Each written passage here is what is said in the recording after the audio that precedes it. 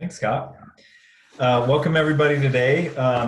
I always miss this a little extra much on those months where we have 5 Tuesdays in the week. I logged on last week wanting to do a web or I logged on the last week of September wanting to do a webinar and realized, oh, it's the fifth Tuesday, not the second or fourth. So I'm happy to be back. Today I'm going to talk a little bit about attachment functions and attachment needs in a relationship, and soothing functions and soothing needs. And I think this is really important because I think it's a human tendency to try to eat the elephant in one bite. And the elephant in this metaphor, I would say, is our attachment needs. That's a really tall order to understand and get our attachment needs met. Soothing needs, they're something that we all have, and we all seek for those to be fulfilled. And any kind of couple, any kind of partnership can provide soothing for each other at little to no cost. And so we're gonna be talking about what soothing looks like. Mostly we'll reference attachment just a little bit. So attachment is the quality and security of connection, as well as the expectations you have for how your relationships are going to work. Attachment, we may have one predominant attachment style. For example, I'm predominantly a little more what Stan Tatkin refers to as an island. It's not that I don't like people, I prefer to not be around them most of the time. I do a little bit better when I have lots of alone time and lots of time kind of by myself. When I do connection in little spurts is how I do it best. Another form of attachment, again, this is according to Stan Tatkin, is the wave. This is somebody who distance is really difficult for them. They could talk for hours and hours about how the relationship feels and why it's important to them, because talking soothes them. Waves are a little more connection focused, not that they want it all the time. Sometimes waves want distance too. It's just that connection and distance are hard for waves to know if they're getting enough or if it's safe. The third style is anchor, and this is someone who is equally comfortable in both connection and disconnection. So you may have a predominant style. You may also notice that in certain relationships, one style or another is more pronounced. That's also a part of attachment. Attachment is basically the mental map we have for how relationships are going to work and how that mental map affects our bodies. So it can change from relationship to relationship based on what those needs are. Attachment comes out of, when we're children, when we're developing, it comes out of predictable and effective soothing from a parent. For most of us, that would have been a mother who was kind of in that role, whether she was able to do that effectively or not. In the culture that we live in, most of the time, mothers are the primary caregivers, even when they're working full-time outside the home. So we get our first idea of consistency and predictability and effectiveness of soothing from our mothers primarily.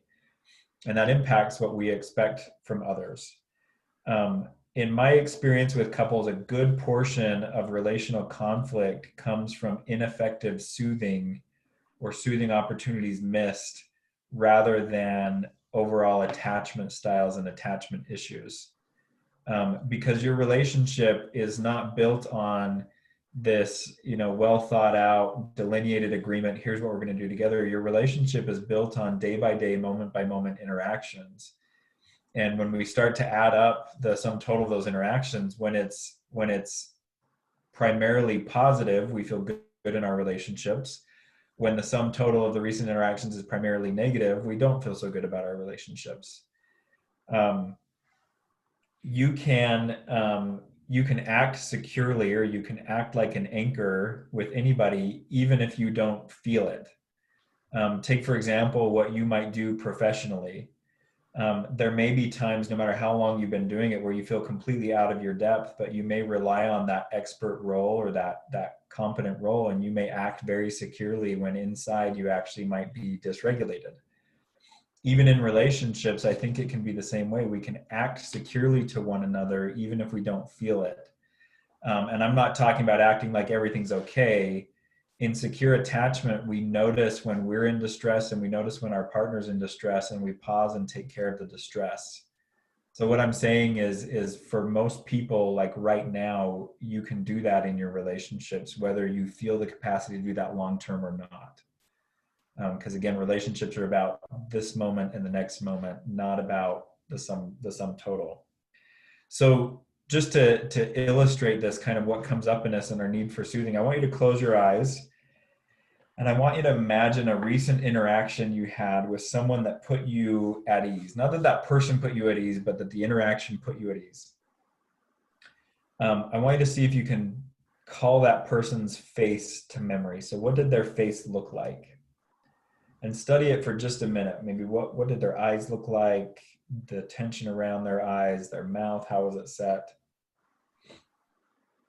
Now notice what's coming up in your body as you're imagining this soothing, relaxing, put you at ease experience, and the face that you noticed in that. For most people, they may notice some tension goes out of their body. They're breathing a little bit deeper. I want you to imagine now within this situation, I want you to imagine this person making a request of you, a simple request, not anything big. They're not asking for your bank account or your PIN number or your social security number. They're just simple request. Notice how it feels in your body to get a request from somebody that you feel at ease and you feel calm with. Okay, go ahead and open your eyes. What you likely experience there is what I would refer to as kind of your higher order functioning, your capacity for love. Human beings are really, really good at doing love. Stan Tatkin talks a lot about this in his book, Wired for Love. Dr. Rob also talks about this in Prodependence. This is where seeking this capacity and this experience is one of our biggest motivators for being in relationships with other people. It feels good, doesn't it? To be with someone who puts you at ease. Close your eyes again. We're gonna go to the other side of this. So now I want you to imagine a recent experience that made you feel uneasy or tense, and only to like a level 4. So don't think about the last knockout, drag out fight you had with your partner. In fact, maybe don't think about your partner at all. Maybe think about that person that you interacted with at the grocery store, or that family thing that you were at. So close your eyes and imagine that interaction that made you feel uneasy, tense, about a level 4. Now imagine that person's face. Do the same thing. Read the eyes. Look for the tension around the eyes, the mouth. Just notice what you're seeing there. Notice how it feels in your body. You're breathing, where you might be carrying some tension. And now imagine this person in this state making a request of you. Notice how you feel about that.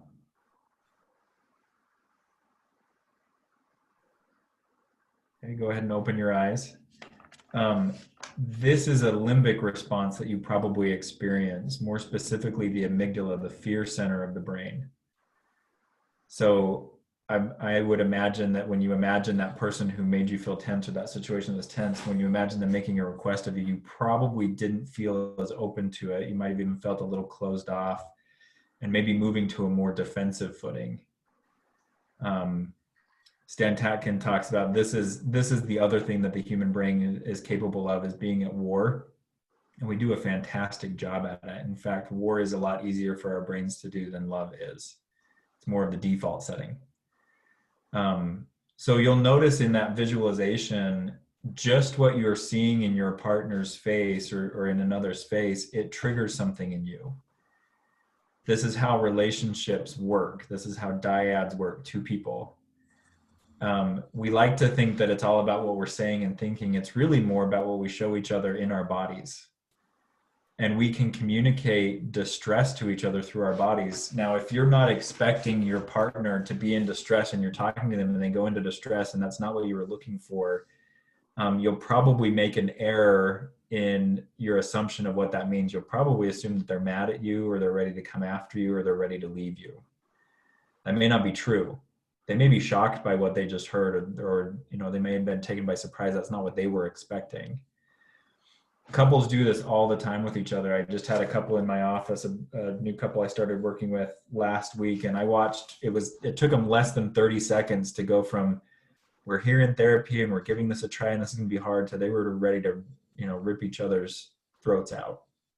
And it was about 30 seconds that they layered on. It was about, I counted something like 15 little micro interactions that went back and forth really, really fast. It's lightning quick the way we communicate that. And when somebody communicates to you threat, or at least not calm, it's going to stir something up in your body. I want you to go back, close your eyes one more time. And I want you to imagine that same tense situation. Imagine their face, your body. Hopefully this is somebody that you know well enough. If it's not, change it to somebody that you know well enough. And I want you to imagine doing something that elicits a relaxed face and a calm body in them. So maybe this is, a touch on the shoulder. Maybe you make just a little joke and you cut the tension just a little bit. Maybe you smile. Maybe you yourself take a big deep breath in your mind's eye and you sit back and you relax and you see them relax. Notice as you watch this face change in your mind's eye, notice what happens to you. Go ahead and open your eyes. The same spiral that can spiral up into tension really quick, it can also diffuse really quick when people go back and forth and they communicate that, I guess I'd call it kind of a protective stance for each other. Not that I'm protecting me, but I'm protecting you. I'm watching out for you. When I see that you're in distress, I'll help you a little bit. I'll put you at ease. I'll let you know, hey, we don't need to go to war here. Partners who have been together for a while, they know each other pretty well, meaning they can read each other pretty well. They can tell when there's distress. They can tell when something's off. Their accuracy of assessment is not always great. In fact, most of the time, the assumptions we make about one another are wrong. So you may know that you're seeing something different. And again, that war footing that's easy for us to do, we'll assume that our partner is upset with us, angry with us, mad at us, and so we'll get defensive. And so we don't even think of like, oh my gosh, they're in distress, what can I do to help? We think of this idiot, this person's coming for me now, how am I going to protect myself? How much does it cost you in those moments? Again, think about a coworker, maybe not your partner if you're in a really conflictual relationship yet, but coworker, a friend. What does it cost you to throw a little soothing their way? And a little soothing might look like, again, that, slight smile, or maybe a little joke that helps cut the tension, or maybe just a light touch. Probably doesn't cost you a lot. Even to the space, let's say you're having a fairly serious conversation with somebody and they say, hey, you always do this and it really upsets me. I don't like it when you do that. What does it cost you in that moment to say, you know what, you're probably right. That's fair feedback. I can see where that comes from. What does that really cost you? To let your partner know that you're open to their suggestion, you're open to their influence. Not that you're inviting them in to drive your body and your brain, but say, yeah, you know me, you see me, we have a relationship, there's probably something to what you're seeing. That can be a huge diffuser of tension in those situations. That can be a way to calm and soothe. Instead of, we're going to go head to head here now because you're seeing something you don't like. It's almost this, what's that martial art? Is it, yeah, jujitsu uses your opponent's momentum, kind of using that momentum. You may have expected that a punch was going to land and I was going to register that way. What if I, kind of absorb that hit? Yeah, probably. I'll need to think about that. Looks like that upsets you. That redirect into how are you feeling? That's how we soothe each other. Now I know most of you are here because you're in relationships or you're not in relationships, but sex addiction is part of the landscape. So you may be hearing me and thinking like, oh, Jon, this is really great, but this doesn't work with sex addiction. I agree. It doesn't work out of the gate with sex addiction. And here's some of the reasons why. For the person who is struggling with sex addiction, by definition, a lot of the soothing they get comes from sex. That's where they're expecting it. That's where they're focused on. That may even be where they want it from because it feels really, really effective. So it can be hard to reach with other kind of soothing for your sex addicted partner because it may feel like it lands, it may land flat. This is where some qualified marital help can be helpful, because even before we get to disclosure and even before we get to how are we going to move forward together, a lot of couples need to assess, can we stop tearing each other apart, and can we have a collaborative relationship here? For partners, this can be hard because when your partner has betrayed you intimately, you're hypervigilant to attack, and that's not a criticism, it's an observation. When you've been hurt in that unimaginable way, you may be looking for, where am I going to be hurt again? And that can be overwhelming. So you don't trust your partner when they're relaxed. You don't trust your partner when you don't know exactly what's going on with them. It can be hard for you to relax in their presence. I go back to what I said at the beginning, that relationships are built on these moment by moment interactions. So even if the story in the past is, I don't do this well, or I don't trust you to take care of me in this way, all you have in front of you is the moments that you have. For a lot of the SA couples that I work with, it can be really helpful for them to sit down and say, how do you want our relationship to feel today based on where we're at? Most often I'll hear them say, well, I want to feel like when I'm hurting that you can pay a little bit of attention, that you don't just write me off. I saw that accomplished yesterday with a couple I started working with, where eye contact is really hard for him, but he gave her eye contact for about a minute and a half. And she went from to a 10 to like a 7.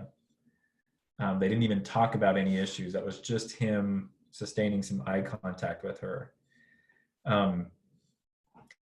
Attachment wounds can get in the way of us doing this effectively long term. So this felt sense of, nobody's ever here for me, nobody ever does this with me, I can't count on anybody. That's not just a belief, that's not just an emotion, it's actually an imprint on our limbic system. We can have the overlay of those unresponsive partners, unresponsive parents, when we see somebody attempting to make a connection with us. That's why for a lot of SA men that I work with, they'll even read the books about betrayal trauma, like Dr. Rob's Out of the Doghouse and other books like that. And they'll say, okay, I get it. I'm supposed to be empathetic when she's dysregulated.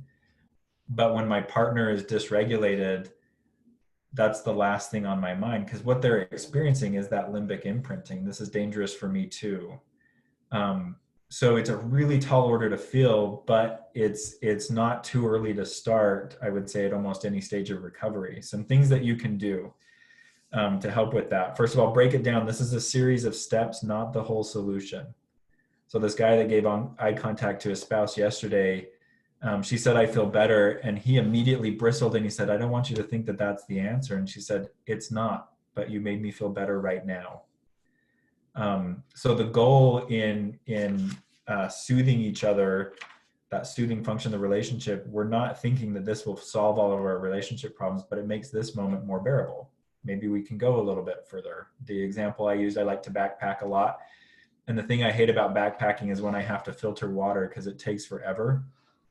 I hate sitting down. I hate finding the water source. I hate making sure my filter's clean.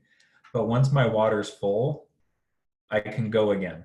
And I have confidence in going some distance. The soothing is the same thing. It's stopping to pump water. It's stopping to make sure we have enough to go to the next leg. Another thing you can do is you can learn about what calms each other. So you can learn that through observation. You can learn that by asking your partner, when you're tense, what have you noticed takes an edge off? If you're feeling really brave, you might even say, what have you noticed I do that helps take the edge off for you?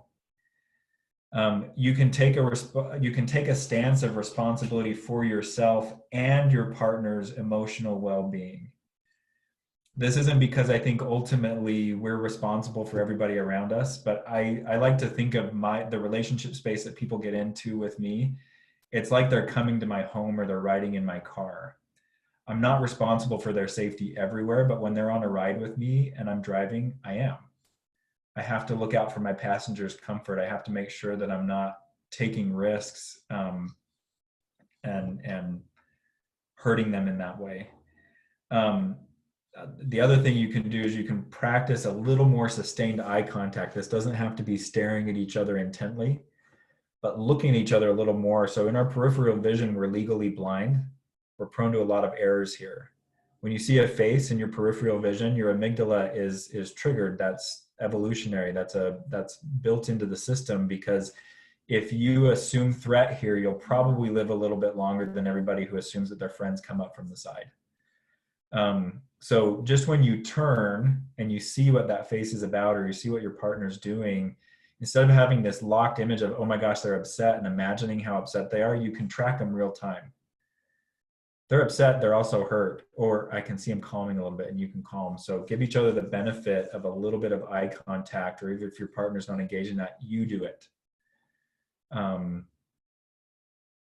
That soothing functions in a relationship, and attachment functions in a relationship. So we can open it up to some questions now.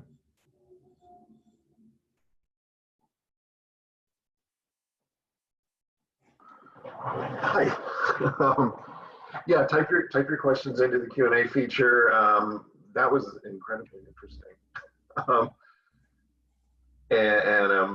Yeah, ask about that or anything to do with your relationship. We've got one in the Q&A feature already, so I'm just going to jump to that.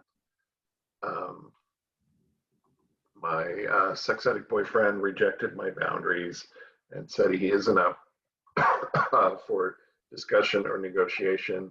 He says he feels we're just on such separate pages that he doesn't have hope for us to ever come to an agreement. My CSAT says he hasn't, excuse me, he hasn't surrendered to recovery. Is this the end of our relationship? Is there no hope if he's unwilling to help me feel safe?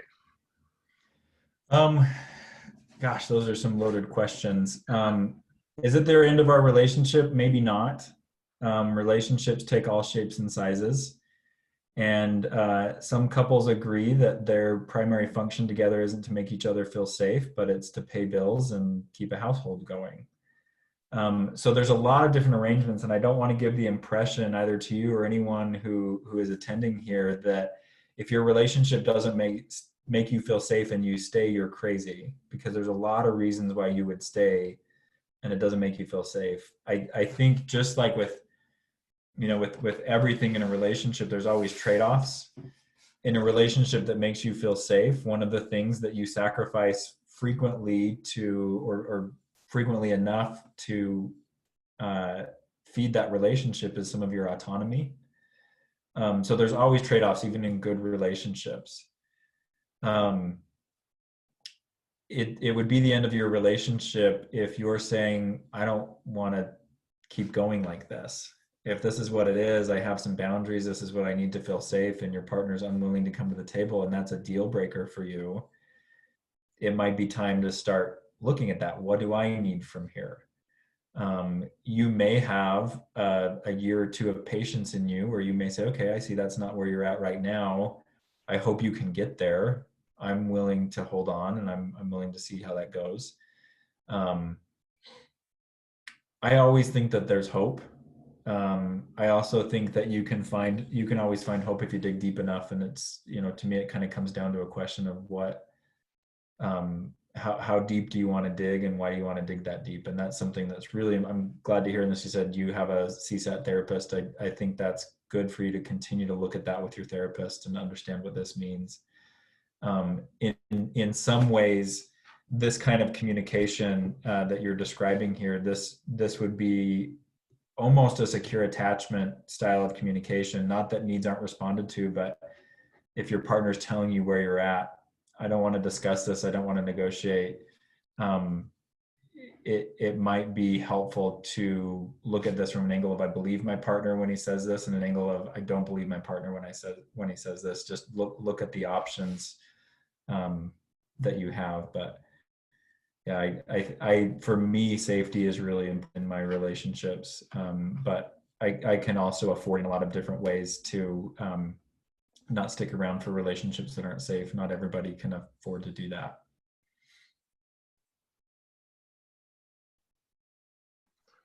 When I read this question, I immediately thought about just boundaries being about safety. I set boundaries so that I can feel safe. Um, they're not about controlling his behavior. They're about, you know, you protecting your safety, because he's going to do what he's going to do. Um, but a lot of times people think boundaries are about controlling, another person's behavior. John, if you do this again, I will leave, or, there are threats attached or whatever. And those aren't really healthy boundaries. A healthier boundary is, John, when you do this, it causes me to feel this, and this is what I will do to protect myself. That's, it may be ultimately the same thing, but it's kind of how it's worded. So I wonder if maybe having rejected boundaries, maybe they weren't worded correctly, but you've got a CSAT, so they probably were. If you, I don't know, but yeah, that's such a tough situation. I really feel for you. I feel a lot of pain in that. So yeah. Yeah, and I would say, just off of what you were saying a little bit, Scott, it may be the end of a collaborative relationship. I'm going to count on you to protect me and help me feel safe. And that may be something that, like, when I think of boundaries, my standard for myself is, if it's not a boundary if I'm reliant on somebody else to make sure that it's kept. The litmus test for a boundary for me is whether I have buy-in and help or not. I can get back within my realm of competency and my realm of safety. And some relationships are really fantastic at supporting that, and some are not fantastic at supporting that kind of collaborative safety. So it may be, it doesn't bode well for a collaborative, mutually supportive relationship. But like I said, relationships take all shapes and sizes. Yeah, and we don't know how early he is in recovery. Yeah. Sex addicts can evolve in their recovery. So Yep. yeah, keep hope alive until you can't anymore, I guess. Yep. Okay. Enough of soothing the partner. I did it for over a decade. Please, some tips to soothe the self. Good question. Yeah, I've self-soothed John for forever. Now I need some soothing for me. How can I do that? Yeah. Very, very fair question. And keep in mind that that case I just built for soothing each other, I do not believe that is the only route to soothing.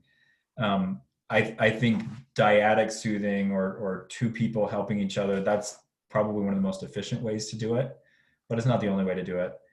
One of the biggest gates to being able to self-soothe and being able to kind of calm and contain yourself is to start by just tuning into your body rhythms. It's like hunger, or eating. It works best when you are eating because you're hungry, not because you're bored or anxious or anything like that. And to really know when it's time to eat and what to eat, you have to listen to your body. So practicing things like awareness of your heartbeat, awareness of tension in your body, meditation can help you with that. I really like the idea of pursuing passions in life. So Scott frequently mentions in my bio, my introduction, that I love mountain biking. That didn't just come out of a lifelong love of bikes. It came out of a recognition for a need that I had to place some of my nervous energy somewhere and to connect with the outdoors, because that's important to me. So self-cares and things that you can pursue with passion, that can help with some soothing. Physical activity, exercise is important. I think also, if your primary relationship can't support or provide that kind of dyadic soothing, I think keeping your radar open for relationships that can, like, this is where I see 12-step and other support groups helping. There's something about sitting in a room of people who know what it's like to be in a position you're in, and the looks that you get from them, not of sympathy, of, oh, you poor thing, you have it so hard, but the looks of recognition. That's the kind of, when partners are helping each other, that's the thing that soothes the most, is I see you where you're at. and I feel for where you're at. And all of those things that I just listed, they can be accomplished completely independent of a relationship, and particularly a partnership, a romantic relationship. They can be accomplished completely separate from that. And I think that should be developed with the same kind of energy that you put into understanding your partner and your relationship. Yeah. In terms, I love, one of the things I love most about 12-step meetings, and of course I'm the addict here, not the partner, but is I can share about, something that's going on in my life or some crazy thing that's going on between my ears more often, and to look around the room and see heads nodding. And it's validating in a way that nothing else is. It's like, oh, okay, I'm not alone with this. Other people get it. And that is more soothing than anything else, just knowing that other people understand. And I think betrayed partners often just want the betrayer to understand, but a lot of times that doesn't happen. I would also add breath work to Jon's things you can do by yourself. Yeah. I do 4-7-8 breathing, which is breathe in for 4, hold for 7, breathe out for 8. Do that just three times. It will actually lower your blood pressure. If I'm stuck in traffic, I do breath work. I can sit there in the car and do it, things like that. If somebody, annoys me, or, it's just quiet, nobody knows I'm taking care of myself that way, I can just do it.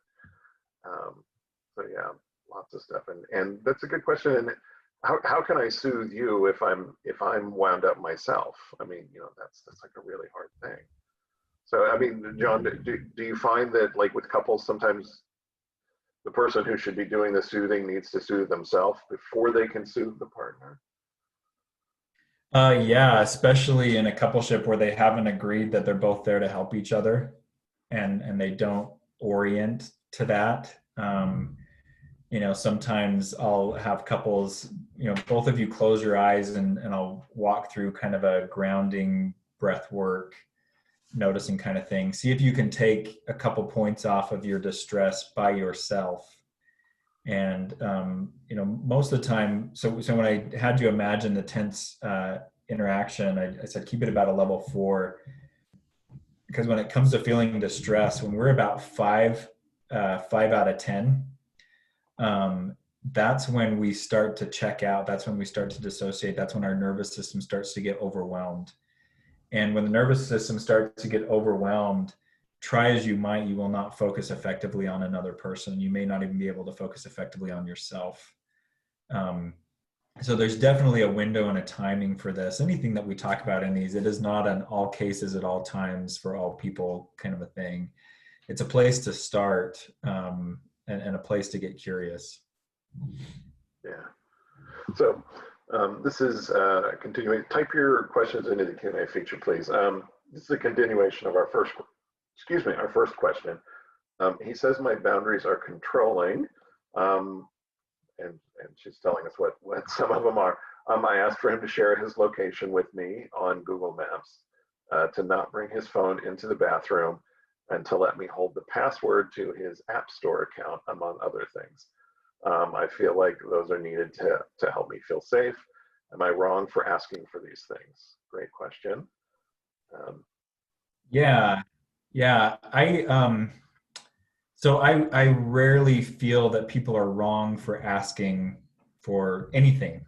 In my opinion, asking is just that. It's asking. It's taking the temperature. It's seeing. There's a lot of things that for partners of addicts can be connected to this would make me feel safe, and you're the only one who can objectively measure that. Nobody can tell you, no, that won't make you feel safe, that will make you feel safe.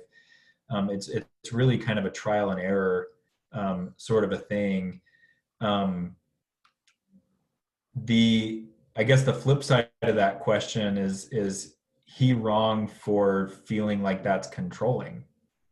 Or is he wrong for feeling imposed upon?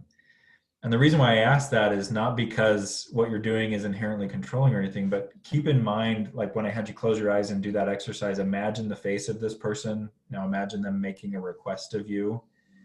keep in mind that his emotional state and his way that he perceives you and the situation are going to play a big role in how he responds to this. I've worked with a lot of sex addicts over the years who, at one point in their recovery, they respond to these kind of requests just like your boyfriend is responding. That's controlling. I don't want to do that. And then it can almost be like the next week they've completely shifted. I'm willing to do whatever it takes to make her feel safe. You just tell me what you need, and if I can do it, I'll do it. The key difference is the way that I say he because I primarily work with male sex addicts, but the key difference is the way that the addict is able to conceptualize you and the situation. If someone's in a lot of shame and they're really wanting to kind of minimize the negative impact, they're probably going to be resistant to requests.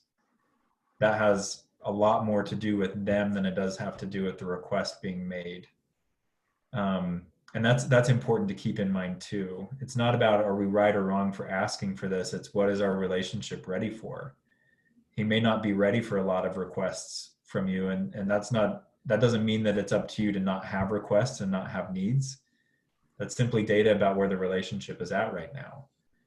So just like with our previous question, if the relationship is not able to provide what you're looking for, ask yourself, what are some boundaries I can keep that help me stay safe, that help me feel safe? For a lot of spouses or a lot of partners that I work with, early on in recovery, they may do a lot of snooping. They may do a lot of like, he's not going to tell me what's going on, so let me find out.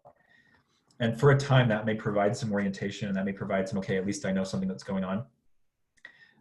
A lot of the partners I work with, they may identify at some point that, you know what, ultimately I can find things out, but being in that mode of always looking for how I'm being betrayed, that doesn't make me feel any better. It doesn't make me feel safe. In fact, it makes me feel like I'm always looking for the next disaster and I want to put my attention somewhere else.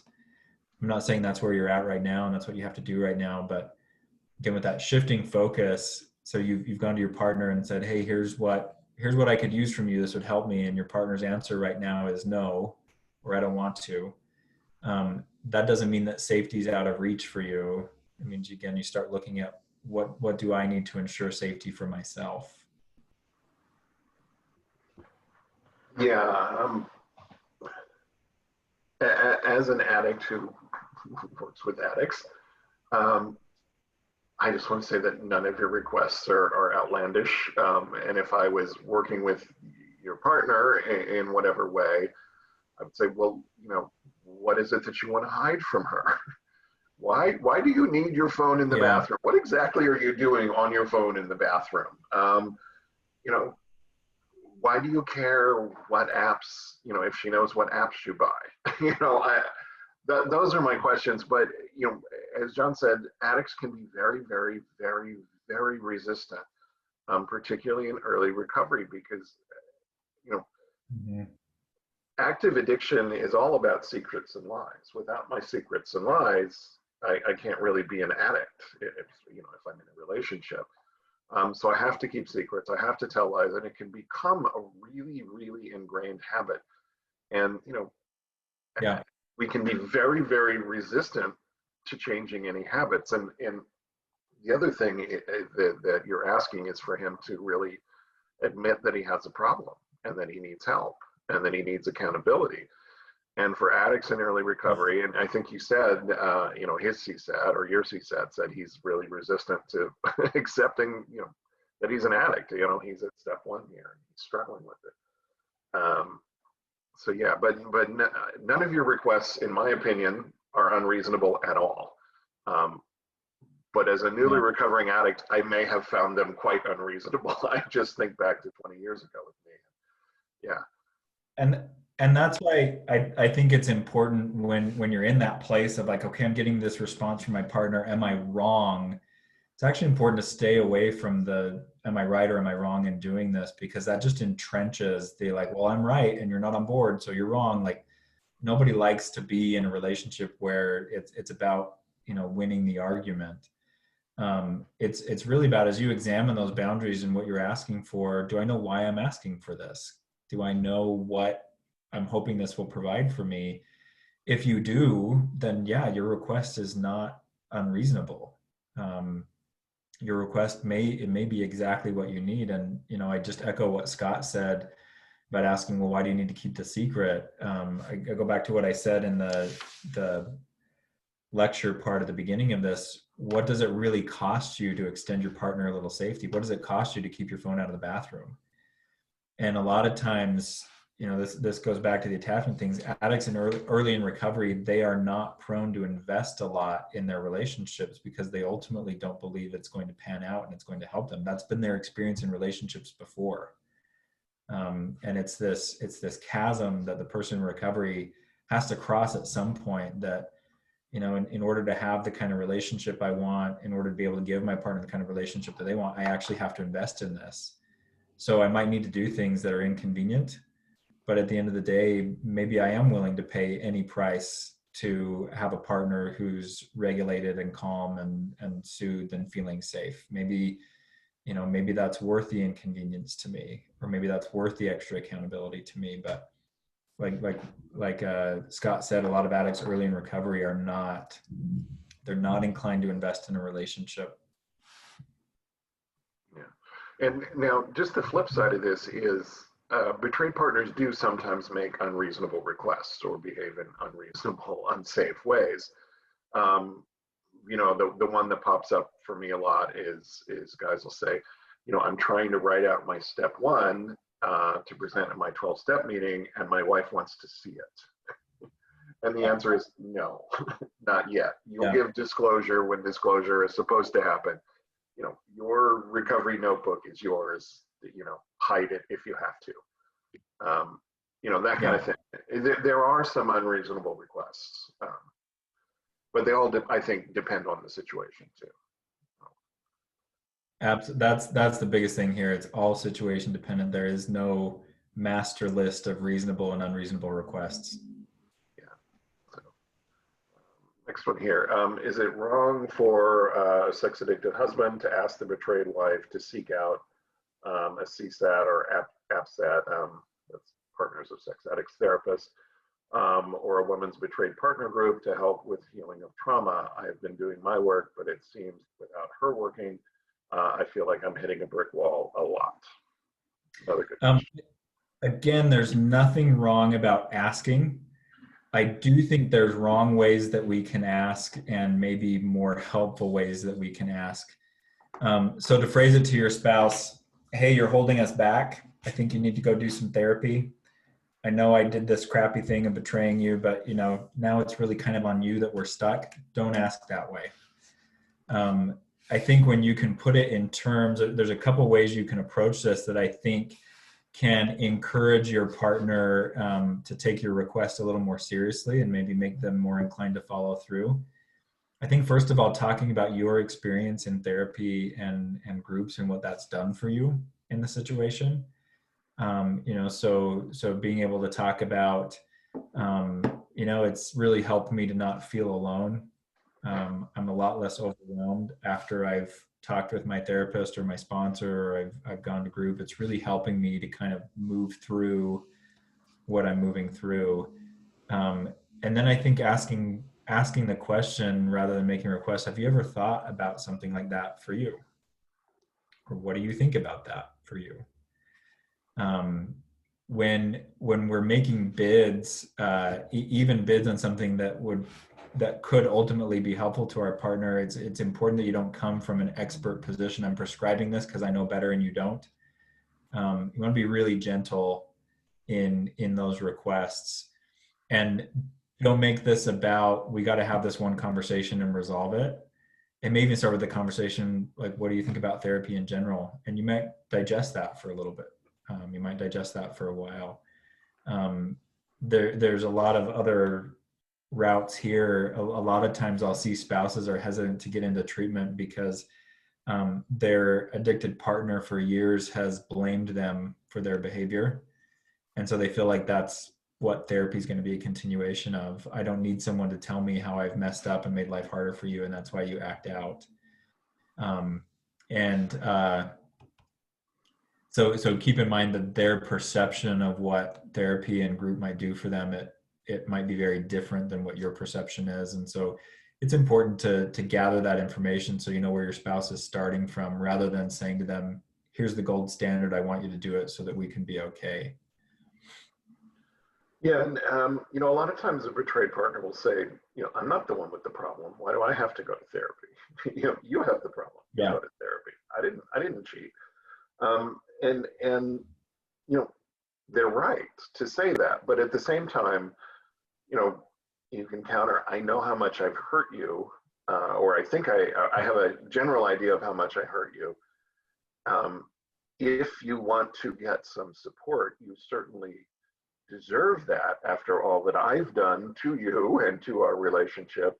And if you want to do that, I'll support you in whatever way I can. You know, if you find a therapist or a support group, I'll watch the kids so you can go to that and not worry about, you know, I'll do the shopping that day. I'll make dinner that night, whatever, you know, to support you as you seek support. Um, and you know, I do think a lot of betrayed partners, especially if they've been exposed to the codependency model, which is pretty blaming and shaming.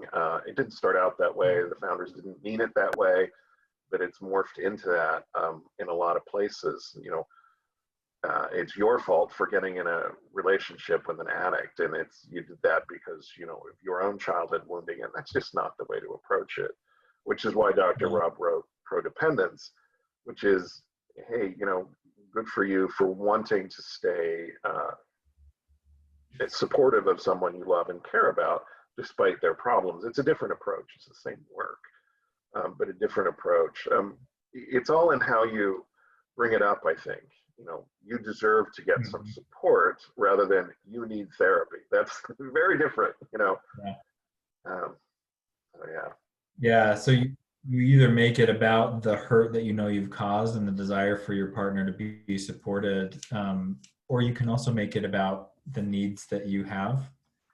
I feel like we're pretty disconnected here on this road of recovery, and in my personal recovery, there's not this clear-cut place for you. I'd like to share this with you. I'd like you to know a little more about what this is. For me, I'd like to know about what it could be for you. I'd like essentially that, like, I would like to share this with you kind of attitude, rather than the, you haven't been doing your homework, now you have to go to the principal's office. Yeah, whatever approach, just make sure it's not blaming and shaming of the betrayed partner. Definitely. So just to comment, I've shifted out of constantly checking up on my porn addicted husband, because I have realized that ultimately it doesn't matter what he does. I have my boundaries, and I know what I'm going to do if they are violated. I will occasionally check in to see, but I'm not obsessive with it like I used to be. And my husband still calls my husband still calls my boundaries ultimatums, but I've realized he is choosing to see it that way. He also says he's resentful of me because of my boundaries, and tells me I've ruined his sex drive. Oh, you ruined his sex drive. Oh, darn. Sorry. Instead of getting defensive, I say something like, well, okay, if that's how you choose to see it, good for you. John, thoughts? Yeah, you ruined my sex drive. You know, that's really where you can hit them hard, is just get in there and really mess up their sex drive. So I briefly mentioned the 3 different attachment styles that Stan Tatkin talks about, and I mentioned the island. I would say the vast majority of addicts, when I start working with them, they present as islands. And islands, they perceive any kind of request or any kind of approach as a lot more heavy-handed than it mostly is, because they don't like to be interrupted. They don't like to be put upon. And so there is a big, I would say there's a pretty big perceptual issue that a lot of addicts have, and that's some important untangling for partners to do. That's why I think support is really helpful for partners, because you can get a sounding board. Hey, when you talk to people who've been down the road before, hey, this is what I'm asking for, this is what I want. What's been your experience with that, or how does that sound to you? Like Scott said, there are certainly ways that partners can be controlling and damaging and not helpful to themselves or others in the recovery process. And other people who've been down that road can gently help you see that when that's happening. And adjusting your approach to a point where you're able to say, I'm comfortable with what I'm doing and I understand what I'm doing. I can tell the difference between my intent and his perceptions. That's a whole lot of emotional freedom when you can tell the difference between your intent and another's perceptions. Yeah, it's so healthy to be able to separate, yourself from him. I did want to address porn addiction and sex drive, because, and this is kind of unrelated to the question, but it's brought up both of them here. Porn addicts tend to experience sexual dysfunction, erectile dysfunction, inability to reach orgasm, delayed orgasm, or delayed, they just struggle with sex. And it has nothing to do with the betrayed partner. What it has nothing to do with frequency of masturbation. What it is they get the intensity of pornography is so intense. It's basically crack cocaine, methamphetamine, but in sex form. And it really pounds on the pleasure centers of the brain, and the brain adjusts. And without that super intense stimulation, they're not able to perform sexually with a real world partner. And it, it can be they could love their partner and be incredibly attracted, and they're still going to struggle sexually because they don't have that constant stream and constantly changing stream of intensity. And it's the changing stream of intensity that really adds to it. It's the I forget it's something to do with operant conditioning, but there's a certain randomness of reward which you get with porn that becomes highly addictive. Yeah. So his sex drive may be a mess right now, particularly if he's trying to step away from porn and still have a sex drive, because he probably doesn't right now. One of my favorite things that I've ever heard Dr. Rob said is to addicts early in recovery, get used to a life that's just a notch or two above boredom. That doesn't mean that sober life is boring. I mean, compared to what you've been doing, it is not as glitzy, it's not as engaging, it's not as intense, because you've been engaged with something that's artificially intense, it's artificially sexy, I'll say. They showed this mechanism in the animal kingdom in general with certain species of moth. They made cardboard cutouts of these female moths they were just a little bit bigger, their colors were a little more vibrant. And the male moths got to the point where they couldn't mate with actual female moths of the species because they were so conditioned. They called it the supranormal stimulus. It's way over the top, and your brain always adjusts to what's coming in. So a lot of porn addicts and a lot of sex addicts think that they're really good at sex because they've seen so much of it or they've experienced so much of it. Really what I see when people start to get sober, it's almost like they're starting over at the very beginning with their experience with sex. They're clumsy, it's not working well, they don't know what to do, because sex requires you to be totally present with your partner in the moment to be good at it. It's not just about position and technique. So a lot of the addicts I work with, they're frustrated when they start to get sober because sex it's not great anymore. It wasn't great before, it was just intense. They really have to learn how to do great sex again. Yes, speaking of moths, in the agricultural world, moths can be a real problem. They'll eat the crops, and one of the ways to combat it, rather than spraying, is to put like big, sexy female moths cardboard cutouts that are far more appealing to the males, or maybe it's vice versa. But they're bigger and they're more colorful, and the other males try to mate with the cardboard instead of a real moth, and then they die out. It's amazing what now a moth brain is really tiny, but human brains, the lizard brain, the limbic system that Jon talked about earlier, it's still pretty primitive in that respect, and it can be easily fooled, and porn fools the brain in weird ways. So, all right, let's take this last one here. I saw two little boys, 11 or 12, fighting in a store, and one started crying, and he was really embarrassed, I think. I wanted to soothe this little boy, but I hesitated. I could sense he could not regulate his emotions. He got angry and mad and shouted. But is this my place to soothe this little boy, who I assume is not your own little boy?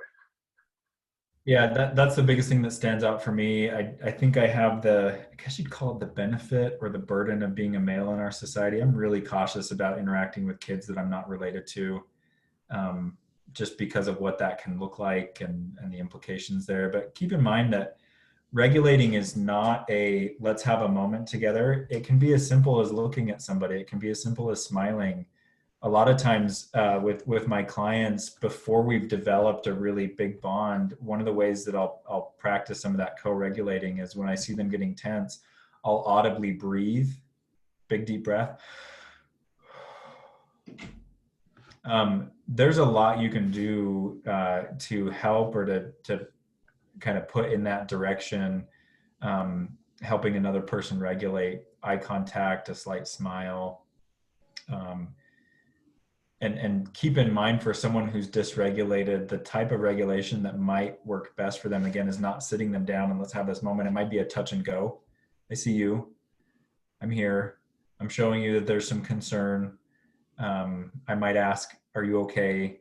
But as far as taking on the regulation of a child you're not related to, please be safe and please be cautious, because unfortunately the society that we live in does not, we don't have an expectation of the altruistic adult who just wants to help kids because they've got a big heart. We tend to read something sinister into that, and that can get unsafe for you too. But just in a general way, attempting to help soothe a stranger. Yeah, it's more of what you're talking about rather than actually having a moment with them. yeah. Okay. Cool. Eye contact is incredibly Yeah. soothing, and there's not a whole lot of risk to it. Yeah. And are you okay? And can I help? Yeah. That kind of thing. But yeah. Wonderful. We're out of time. So thank you everybody for being here. We will be back in 2 weeks. And we'll see you then. Anything else, John? You guys later. Stick that with? Or? No, just thanks for coming. Thanks for the great questions. And I'll look forward to seeing you all in 2 weeks. Thanks, everybody. Bye.